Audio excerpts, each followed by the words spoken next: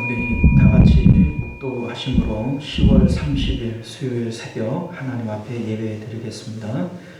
존귀하시고 은혜로우신 우리 주 하나님, 오늘 이 새벽에도 저희들을 불러주시고 하나님을 예배하며 주님과 대면할 수 있는 귀한 은혜 주신 것 참으로 감사드립니다. 우리 하나님, 주님을 만날 때 세상이 줄 수 없는 참된 평강을 받아 누리게 하여 주옵시고, 오늘도 주께서 우리 삶을 인도하시사 하나님 모든 일이 주 안에서 형통케 되어지는 귀한 은혜 있도록 역사하여 주옵소서. 거룩하신 우리 주 예수님 이름으로 간절히 기도드리옵나이다. 아멘. 우리 사도신경 고백드립니다. 전능하사 천지를 만드신 하나님 아버지를 내가 믿사오며 그 외아들 우리 주 예수 그리스도를 믿사오니 이는 성령으로 잉태하사 동정녀 마리아에게 나시고 본디오 빌라도에게 고난을 받으사 십자가에 못 박혀 죽으시고 장사한 지 사흘 만에 죽은 자 가운데서 다시 살아나시며 하늘에 오르사 전능하신 하나님 우편에 앉아 계시다가 저리로서 산자와 죽은 자를 심판하러 오시리라. 성령을 믿사오며 거룩한 공예와 성도가 서로 교통하는 것과 죄를 사하여 주시는 것과 몸이 다시 사는 것과 영원히 사는 것을 믿사옵나이다. 아멘. 우리 찬송가 486장 함께 찬송하겠습니다. 찬송가 486장 이 세상에 근심된 일이 많고 참 평안을 몰랐구나. 함께 찬송합니다. 이 세상에 근심된 일이 많고 참 평안을 몰랐구나. 내 주 예수 나로라 부르시니 곧 평안이 쉬리로다. 주 예수의 구원의 은혜로다.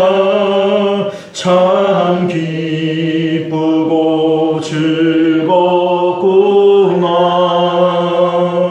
그 은혜를 영원히 누리겠네. 곧 평안이 쉬리로다. 이 세상에 곤고한 일이 많고 참 평이는 날 없었구나. 내 주 예수 날 사랑하시오니 곧 평안이 쉬리로다. 주 예수의 구원의 은혜로다. 참 기쁘고 즐겁구나. 그 은혜를 영원히 누리겠네. 곧 평안이 쉬리로다. 이 세상에 죄악된 일이 많고 참 죽을 쌓였구나. 내 주 예수 날 건져 주시오니 곧 평안이 쉬리로다. 주 예수의 구원의 은혜로다. 참 기쁘 기쁘고 즐겁구나. 기내리 영원히 누리겠네. 고 평안히 쉬리로다. 할렐루야. 자, 우리 하나님 말씀 봅니다. 요한복음 20장 19절에서 23절까지 말씀 우리 함께 교독하겠습니다. 이날 곧 안식 후 첫날 저녁 때에 제자들이 유대인들을 두려워하여 모인 곳에 문을 닫았더니 예수께서 오사 가운데 서서 이르시되 너희에게 평강이 있을지어다.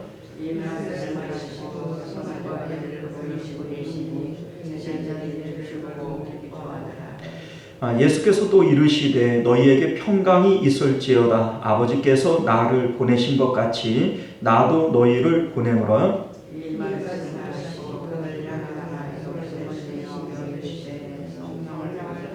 자, 함께 있습니다. 너희가 누구의 죄든지 사하면 사하여질 것이요 누구의 죄든지 그대로 두면 그대로 있으리라 하시니라. 아멘. 우리 기도하겠습니다. 은혜로우시고 자비로우신 우리 주 하나님, 우리가 오늘도 주님의 말씀을 통하여 부활의 참된 의미가 무엇인지를 깨닫게 하시고 또 이 부활의 나라에서 살아가는 귀한 은혜 있도록 역사하여 주옵소서. 거룩하신 우리 주 예수님 이름으로 간절히 기도드리옵나이다. 아멘. 자, 오늘 우리는 함께 읽은 본문의 말씀을 중심으로 성령 안에서 이루어지는 부활의 나라라고 하는 제목으로 하나님 말씀 함께 나누도록 하겠습니다. 성령 안에서 이루어지는 부활의 나라. 우리가 지금 함께 보고 있는 20장 말씀은 부활에 대한 내용을 우리에게 말씀해 주고 있는데, 이 부활에 대한 내용은 참 신비하기도 하고 또 많은 그런 신학적 의미를 우리에게 주고 있습니다. 우리 앞서 부활에 두 가지 의미가 있다 이런 말씀을 드린 바가 있어요. 부활에 현재적 의미가 있고 종말적 의미가 있다라고 하는 겁니다.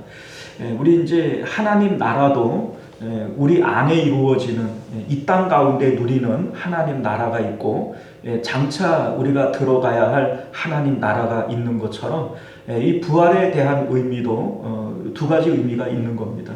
현재적 의미가 있고 종말적 의미가 있습니다. 우리 이제 현재적 의미라고 하는 것은 예수님의 부활이 현재 내 삶에 어떤 영향을 미치는가라고 하는 겁니다. 우리가 부활을 믿고 또 예수님과 함께 내가 다시 살았다 이런 얘기를 하지만 이 부활이 현재 나의 삶에 어떠한 영향을 미치고 있지 못하다면 우리는 예수님을 믿는 것도 아니고 주님과 함께 부활한 것이 아닙니다. 우리 이제 예수님께서 죽으신 것에 대한 이러한 증거들을 이제 성경이 여러 번 말씀을 하고 있어요. 예수님 죽은 거 틀림없다. 확실하게 죽으신 것이다. 이것을 너희에게 전하는 것은 이걸 너희들이 믿게 하려고 하는 것이다. 우리 이제 19장 말씀을 보면 그렇게 계속해서 말씀하고 있지 않습니까?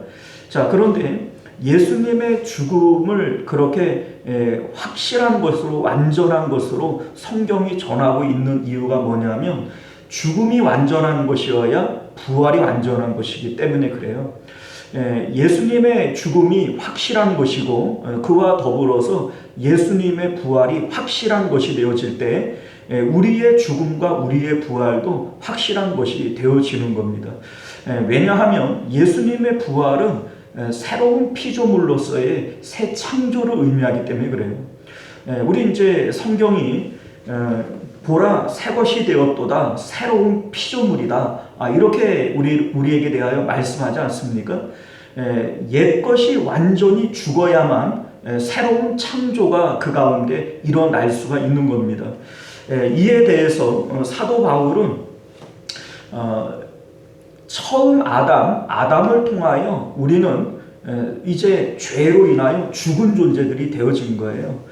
그런데 마지막 아담이신 예수님은 살려주는 영이 되어져서 우리는 예수님 안에서 새롭게 창조되어지는 것임을 믿으실 수 있기를 바라요. 이 새로운 창조는요,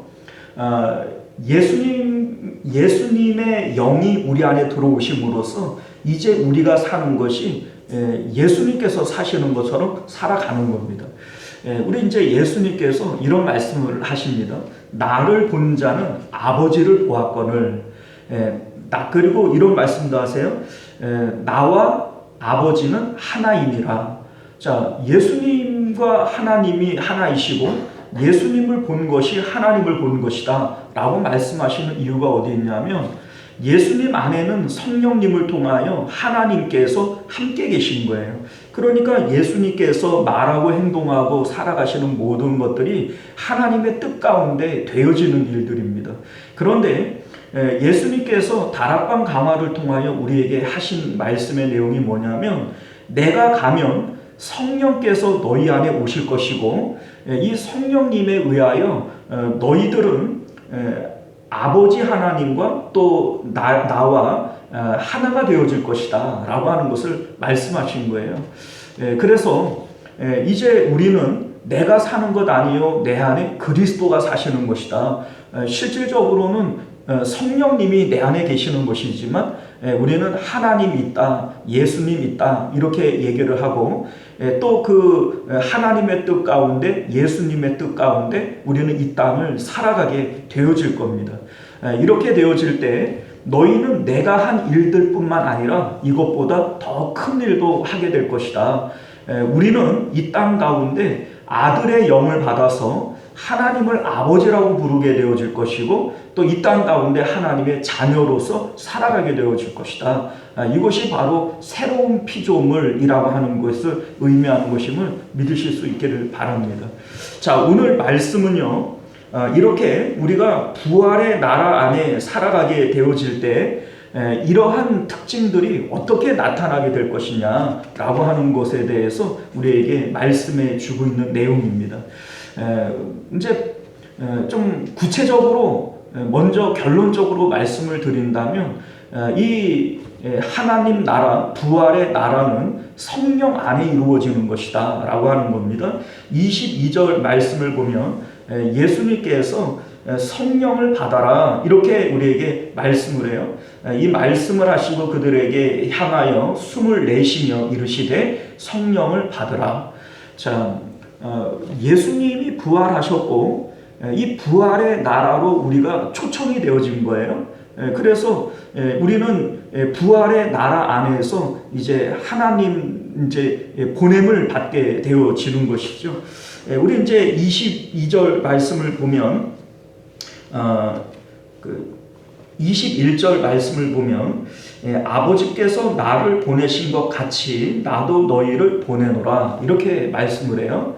자, 보낸다라고 하는 말의 의미는요, 우리가 지금 세상에 있지만 세상에서 세상으로 보내지는 게 아닙니다.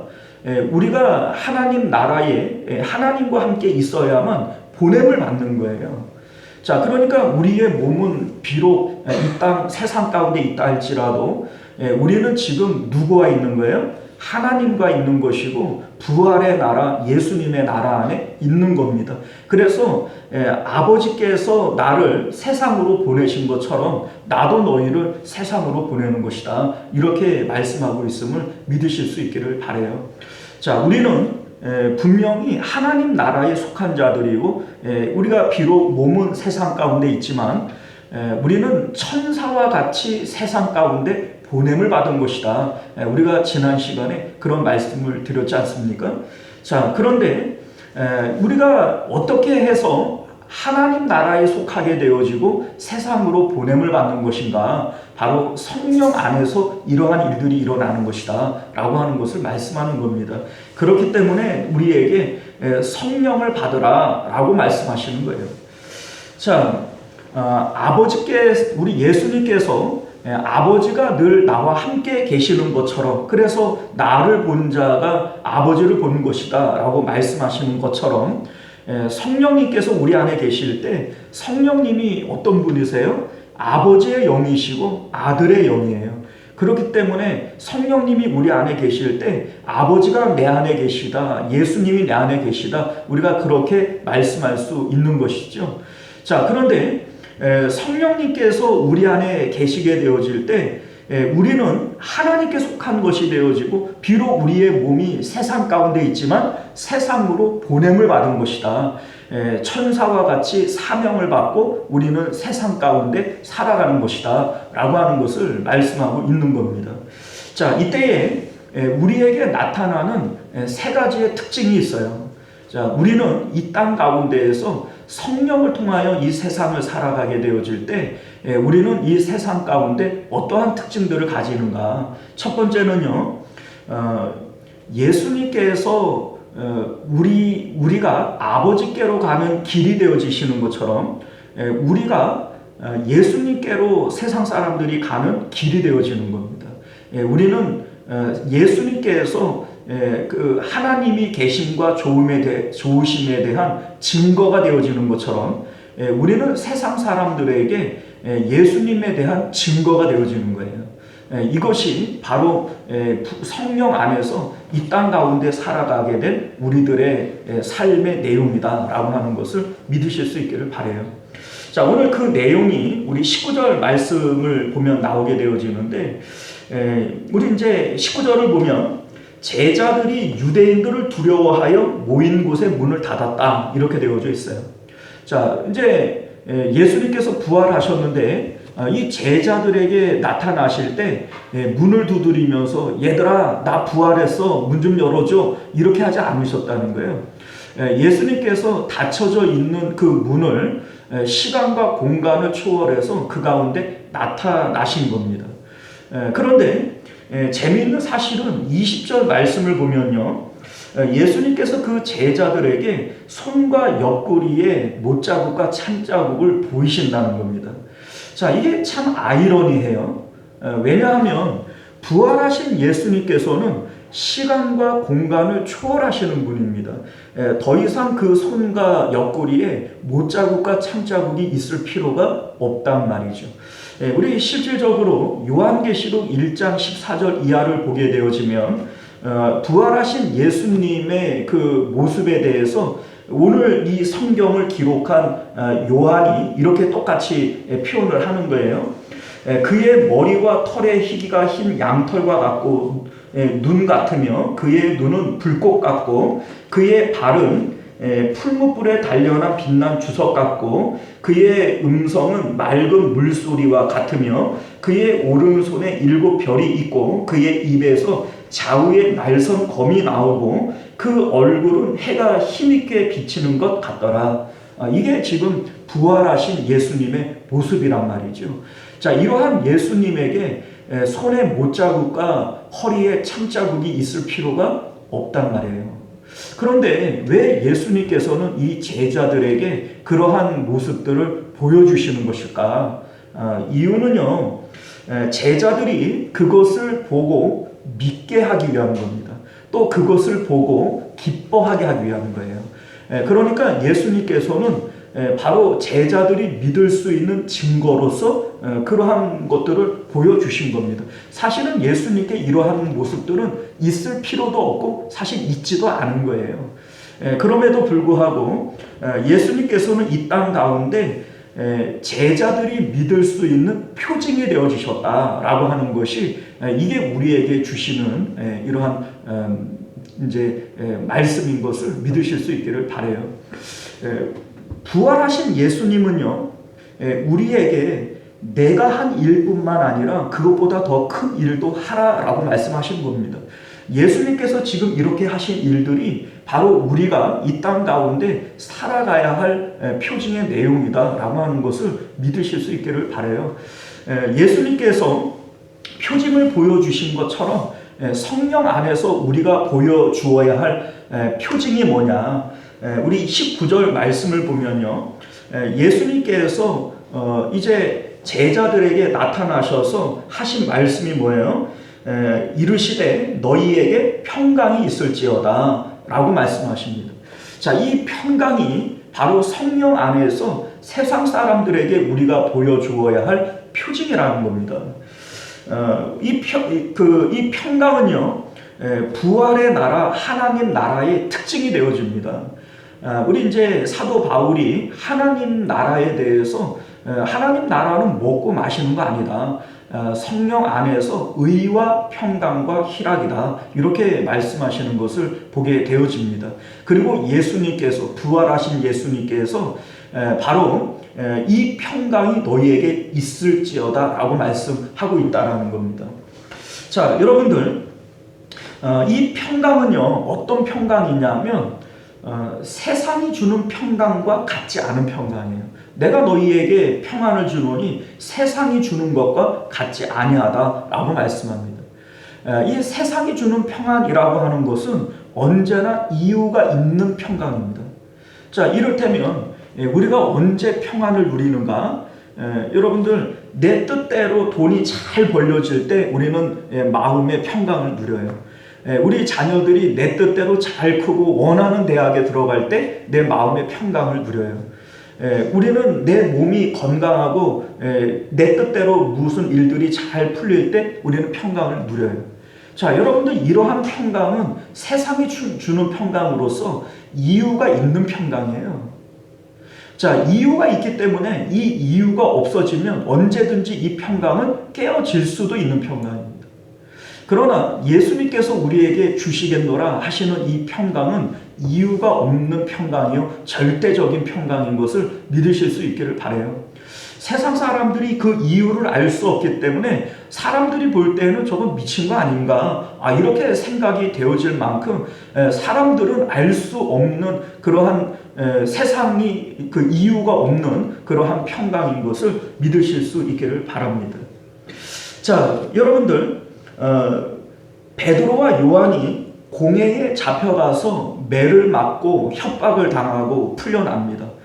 그럴 때 우리 이제 사도행전 5장 41절 말씀을 보면 이 제자들이 예수님의 이름으로 인하여 핍박받고 이렇게 그 괴롭힘을 받는 것을 합당하게 여기며 기뻐하며 돌아갔다, 이렇게 성경은 말씀하고 있어요.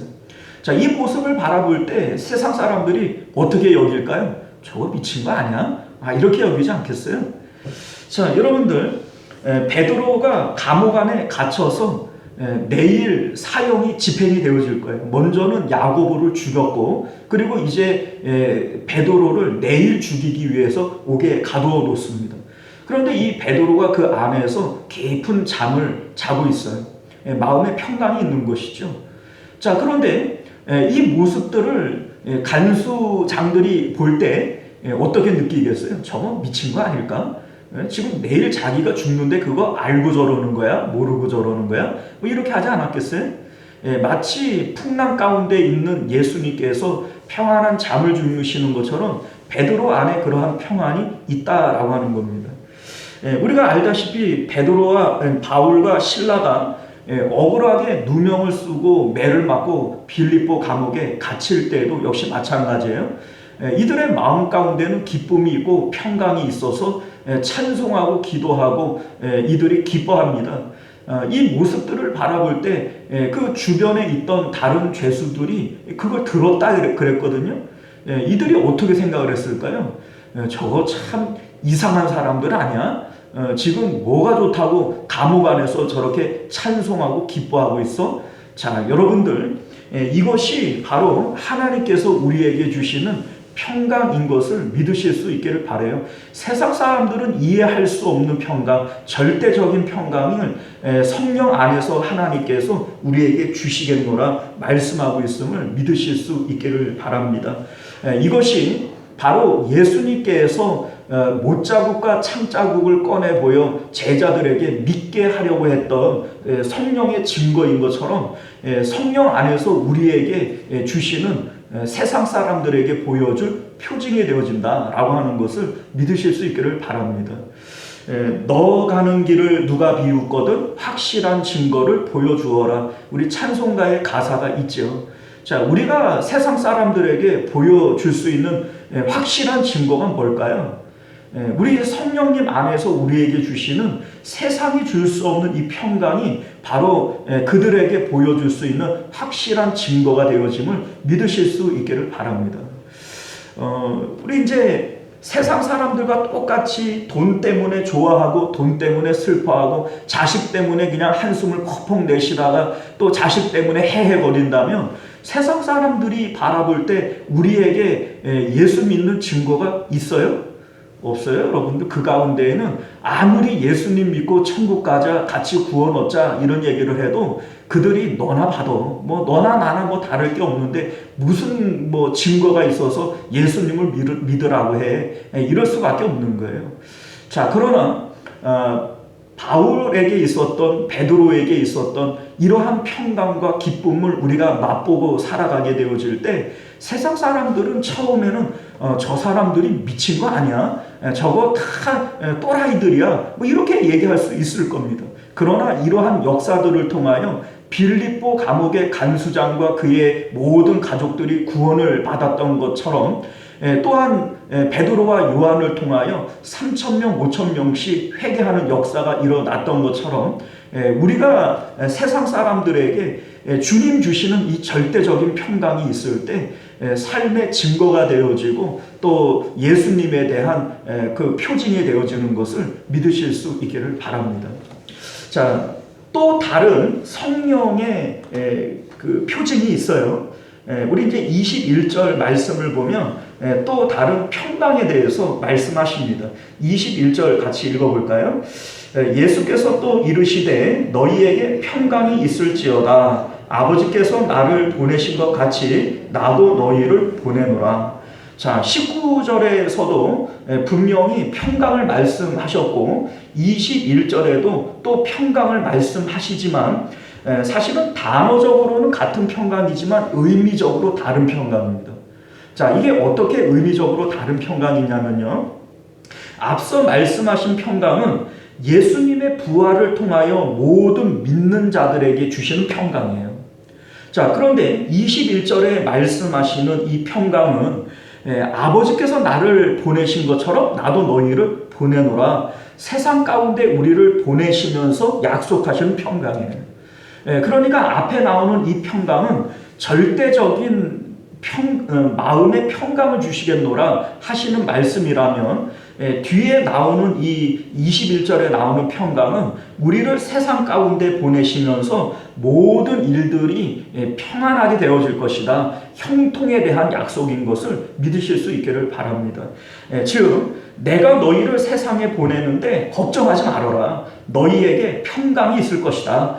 너희들에게 일어나는 모든 일들이 잘 되게 될 것이다 라고 하는 것을 말씀하고 있음을 믿으실 수 있기를 바랍니다. 이 만사형통이라고 하는 이 말씀은요, 마치 이런 것과 같은 거예요.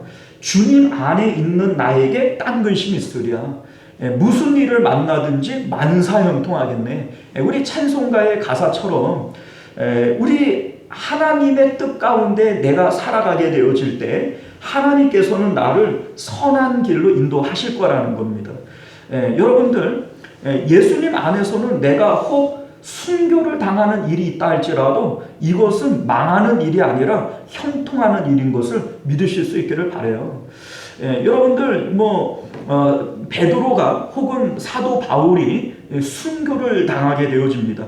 이 순교가 하나님 모르게 혹은 하나님이 능력이 없어서 당하는 게 아니에요. 하나님의 뜻 가운데 당하는 겁니다. 예수님께서 베드로에게 네가 어떠한 죽음으로 죽을 것에 대해서 네가 젊어서는 스스로 띠뛰고 원하는 대로 다닐 것이지만 나중에는 남이 너를 띠띠우고 또 원치 않는 곳으로 데려갈 것이다. 이런 말씀을 하시면서 네가 나중에 팔을 벌리리니 라고 말씀하시는 이것을 그가 어떠한 죽음으로 죽을 것에 대한 말씀을 하신 것이다. 요한복음이 그렇게 밝히고 있어요. 자, 그러니까 여러분들 베드로가 죽는 것이 누구의 뜻이에요? 하나님의 뜻인 거예요. 이 순교는 망하는 일일까요? 흥하는 일일까요? 이 흥하는 일입니다. 그러니까 이 일은 장차 우리 삶 가운데 어떤 일들이 일어난다 할지라도 이것은 형통하는 일이다. 걱정하지 말아라. 너희에게 평강이 있을 것이다. 라고 말씀하고 있는 것임을 믿으실 수 있기를 바랍니다. 요셉이 형들에게 팔려 노예로 끌려갑니다. 그곳에서 또 억울한 일을 당하고 감옥으로 내려갑니다. 여러분들 이것이 망하는 일일까요? 아닙니다. 이들은 하나님의 절대 주권 아래 지금 살아가는 것이기 때문에 이들은 지금 세상 가운데 살고 있지만 하나님 나라에 소속되어져서 하나님의 일들을 지금 수행하고 있는 거예요. 내가 하는 일이 아니라 내 안에 그리스도께서 사시는 겁니다. 이때에 살아가는 모든 일들은 언제나 흥하는 일일 수밖에 없는 겁니다. 그래서 요셉이 결국은 하나님의 뜻 가운데 총리 대신이 되어지지 않습니까? 자, 이삭이 블레셋 땅에 들어가서 우물을 파면 빼앗기고 우물을 파면 빼앗겨요. 그런데 이 이삭이 이것 때문에 막 속썩어하고 막 스트레스를 받아 하지 않습니다. 오히려 뭐라고 얘기를 하냐면 하나님께서 우리의 지경을 넓게 하셨다 이런 얘기를 합니다. 자, 이렇게 얘기하는 이유가 뭐예요? 내 삶은 하나님께서 인도하고 계시고 하나님의 절대 주권 가운데 있다라고 하는 것을 이삭이 믿었기 때문인 겁니다. 그리고 실질적으로 블레셋의 아비멜렉이 이 이삭을 찾아와서 하는 말이 뭐예요?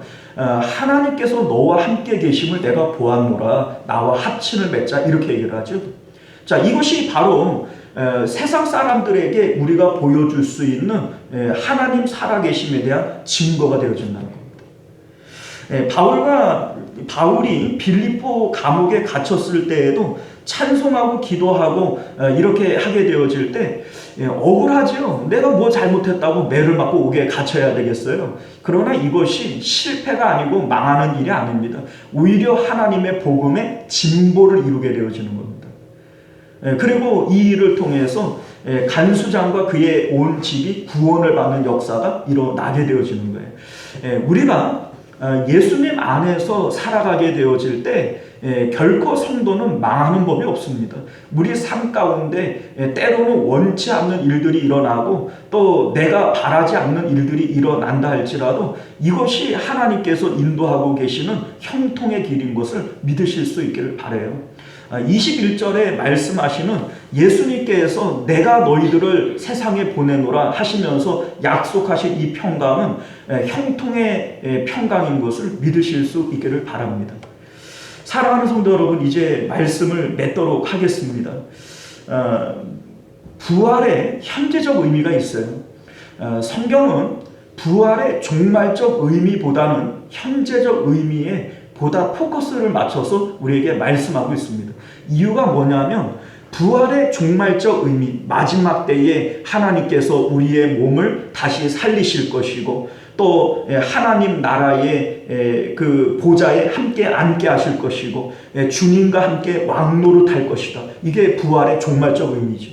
그런데 이러한 부활의 종말적 의미는 내가 하는 일들이 아무것도 없어요. 자, 그러니까 이 일에 대해서는 우리가 신경 쓸 이유도 없는 겁니다.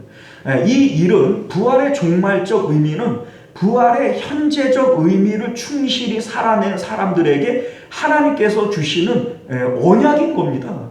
그러니 우리가 신경 써야 될 것은 부활의 현재적 의미인 것이지 종말적 의미가 아닌 거예요. 그러니까 성경이 언제나 부활의 현재적 의미에 포커스를 맞춰서 우리에게 말씀하고 있음을 믿으실 수 있기를 바랍니다. 부활의 현재적 의미가 뭐예요? 아버지께서 나와 함께 계신다.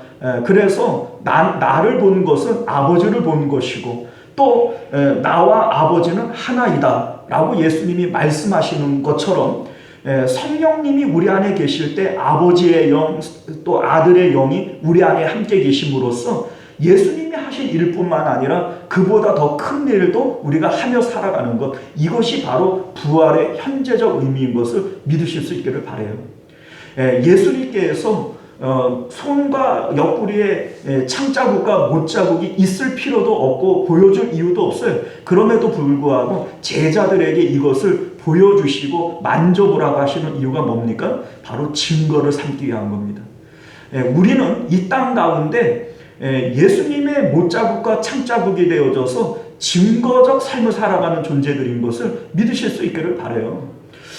이 증거가 두 가지의 평강으로 나타납니다. 첫 번째는 세상이 줄 수 없는 이유 없는 평강이 우리 안에 있을 때, 또 우리의 삶이 그 안에서 형통의 삶으로 살아가게 되어질 때 이것이 세상 사람들에게 증거적 삶이 되어지는 것이다 라고 하는 것을 믿으실 수 있기를 바랍니다. 너 가는 길을 누가 비웃거든 확실한 증거를 보여주어라. 오늘 저와 여러분들이 그러한 확실한 증거가 되어져서 이 땅을 살아가실 수 있기를 주님 이름으로 축원드립니다. 기도하겠습니다. 은혜로우시고 자비로우신 우리 주 하나님 감사합니다. 오늘 우리에게 주시는 하나님의 귀한 말씀 우리가 마음 가운데 새기며 예수님께서 이 땅 가운데 보내짐을 받아서 아버지가 늘 그 안에 함께 계셨기에 아버지를 보이며 살아갔던 것처럼 오늘날 우리들도 예수님이 우리 안에 계셔서 예수님을 보이며 살아갈 수 있는 주님의 증거가 되어지는 저희들 되게 하여 주옵소서.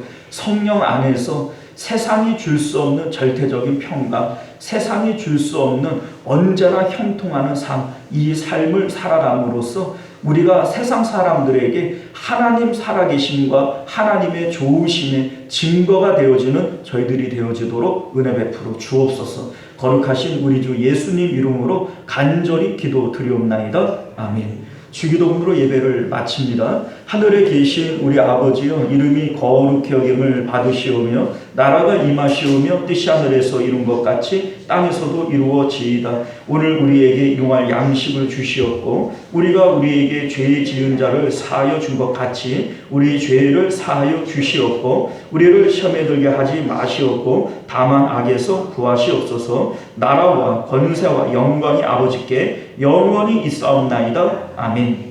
자, 우리 계속해서 함께 기도하실 때 말씀을 기억하시며 기도하실 수 있기를 바라겠고요.